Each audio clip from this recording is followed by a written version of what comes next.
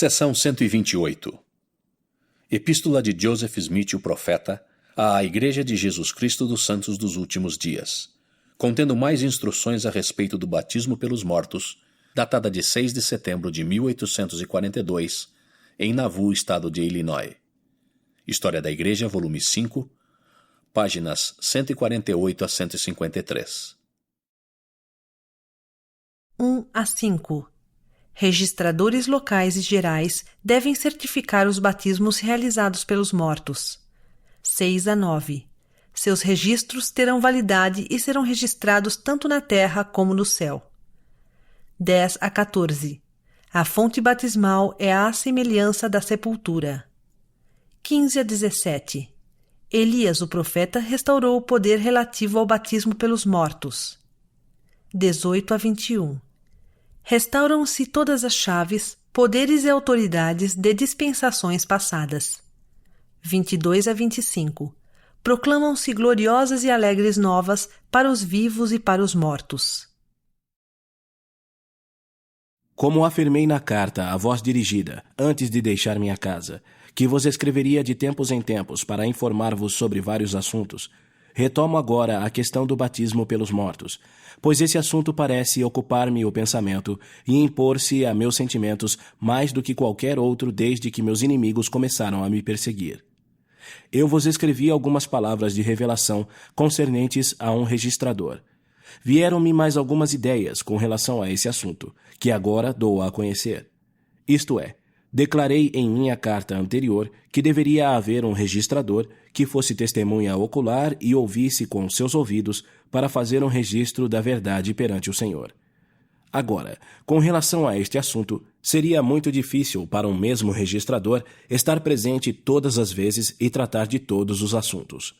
Para evitar essa dificuldade, pode-se designar um registrador bem qualificado em cada ala da cidade para fazer atas precisas, e que ele seja muito minucioso e exato ao anotar todos os procedimentos, afirmando em seu registro que viu com seus olhos e ouviu com seus ouvidos, dando a data, os nomes e assim por diante, e a história de toda a transação, indicando 3 indivíduos que estiverem presentes, se houver alguém presente, que possam, em qualquer ocasião em que forem chamados, certificar quanto ao mesmo, para que, pela boca de 2 ou 3 testemunhas, toda a palavra seja confirmada. E que haja um registrador geral, a quem esses outros registros possam ser entregues, acompanhados de certificados com assinaturas, atestando ser verdadeiro o registro que fizeram. Então, o registrador geral da Igreja incluirá o registro no livro geral da Igreja, juntamente com os certificados e todas as testemunhas presentes, e com sua própria declaração de que realmente acredita serem verdadeiras as afirmações e os registros, a julgar pelo conhecimento do caráter geral daqueles homens e sua designação pela Igreja. E quando isso for feito no livro geral da Igreja, o registro será tão santo e confirmará a ordenança, como se ele tivesse visto com os seus próprios olhos e ouvido com seus próprios ouvidos e feito um registro do mesmo no livro geral da Igreja. Talvez penseis que essa ordem das coisas seja muito minuciosa, mas quero dizer-vos que é apenas em resposta à vontade de Deus, segundo a ordenança e preparação que o Senhor ordenou e preparou antes da fundação do mundo para a salvação dos que morressem sem conhecimento do Evangelho. E ainda mais, quero que vos lembreis de que João, o revelador, estava meditando sobre este mesmo assunto em relação aos mortos, quando declarou conforme encontrareis registrado em Apocalipse, capítulo 20, versículo 12. E vi os mortos, grandes e pequenos, que estavam diante de Deus. E abriram-se os livros, e abriu-se outro livro, que é o da vida. E os mortos foram julgados pelas coisas que estavam escritas nos livros, segundo as suas obras. Descobrireis nessa citação que se abriram os livros, e abriu-se um outro livro, que era o livro da vida. Mas os mortos foram julgados pelas coisas que estavam escritas nos livros, segundo suas obras. Consequentemente, os livros mencionados devem ser os livros que continham o registro de suas obras, e referem-se aos registros feitos na terra. E o livro que era o livro da vida é o registro que se faz no céu. O princípio, portanto, concorda exatamente com a doutrina que vos é ordenada na revelação contida na carta que vos escrevi antes de deixar minha casa, para que todos os vossos registros sejam registrados no céu. Agora, A natureza desta ordenança consiste no poder do sacerdócio pela revelação de Jesus Cristo, no qual se concede que tudo o que ligardes na terra será ligado no céu, e tudo o que desligardes na terra será desligado no céu.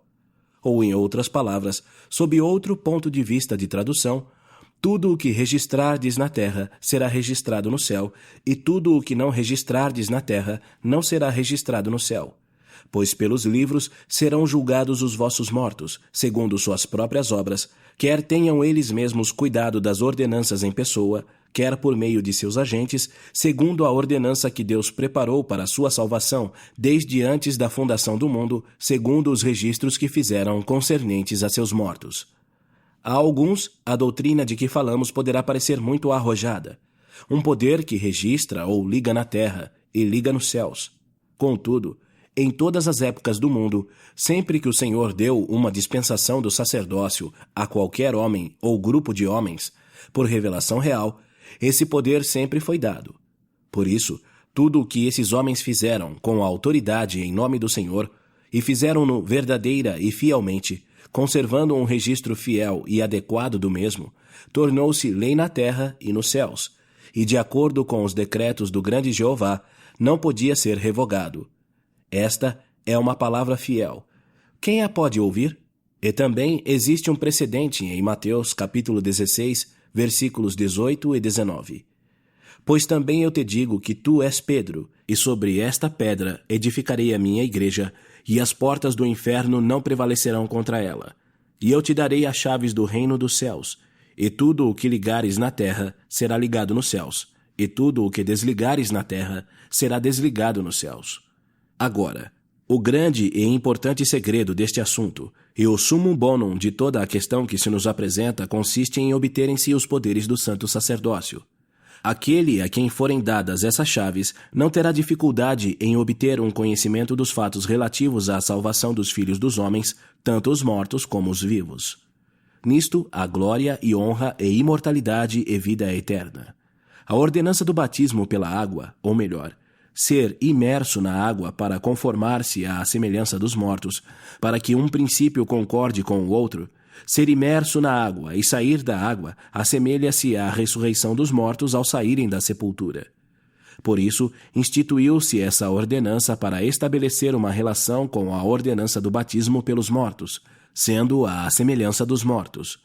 Por conseguinte, instituiu-se a fonte batismal como símbolo da sepultura, e ordenou-se que fosse colocada abaixo do lugar onde os vivos costumam reunir-se, para representar os vivos e os mortos, a fim de que cada coisa tenha sua semelhança e concordem uma com a outra. Aquilo que é terreno conforme o que é celestial, como declarou Paulo em 1 Coríntios, capítulo 15, versículos 46, 47 e 48. Mas não é primeiro o espiritual, senão o natural, depois o espiritual. O primeiro homem da terra é terreno, o segundo homem, o Senhor, é do céu. Qual o terreno, tais são também os terrestres, e qual o celestial, tais também os celestiais. E com a mesma precisão com que se fazem os registros da terra relativos a vossos mortos, que são feitos com precisão, fazem-se os registros do céu. Este, portanto, é o poder de selar e ligar, e, em certo sentido da palavra, as chaves do reino, que consistem na chave do conhecimento. E agora, meus amados irmãos e irmãs, eu vos asseguro que estes princípios referentes aos mortos e aos vivos não podem ser negligenciados no que tange à nossa salvação. Porque a sua salvação é necessária e essencial à nossa salvação, como diz Paulo com respeito aos pais, que eles, sem nós, não podem ser aperfeiçoados, nem podemos nós, sem nossos mortos, ser aperfeiçoados. E agora, com relação ao batismo pelos mortos, apresentarei outra citação de Paulo em 1 Coríntios, capítulo 15, versículo 29. Doutra maneira, que farão os que se batizam pelos mortos, se absolutamente os mortos não ressuscitam? Por que se batizam eles então pelos mortos? E também com relação a essa citação, mencionarei outra, tirada de um dos profetas que tinha os olhos fitos na restauração do sacerdócio, nas glórias a serem reveladas nos últimos dias e, de modo especial, no mais glorioso de todos os assuntos pertencentes ao Evangelho eterno, ou seja, o batismo pelos mortos, pois Malaquias diz no último capítulo, versículos 5 e 6: Eis que eu vos enviarei o profeta Elias, antes que venha o grande e terrível dia do Senhor. E ele converterá o coração dos pais aos filhos, e o coração dos filhos a seus pais, para que eu não venha e fira a terra com maldição.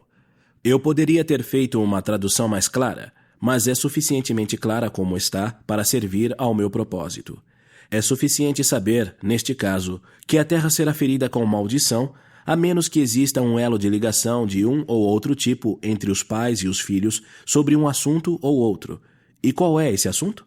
É o batismo pelos mortos, pois nós, sem eles, não podemos ser aperfeiçoados, nem podem eles, sem nós, ser aperfeiçoados.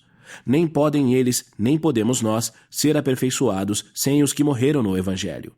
Pois é necessário, na introdução da dispensação da plenitude dos tempos, dispensação essa que está começando a introduzir-se, que uma total, completa e perfeita união e fusão de dispensações e chaves e poderes e glórias ocorram e sejam reveladas desde os dias de Adão até o tempo atual.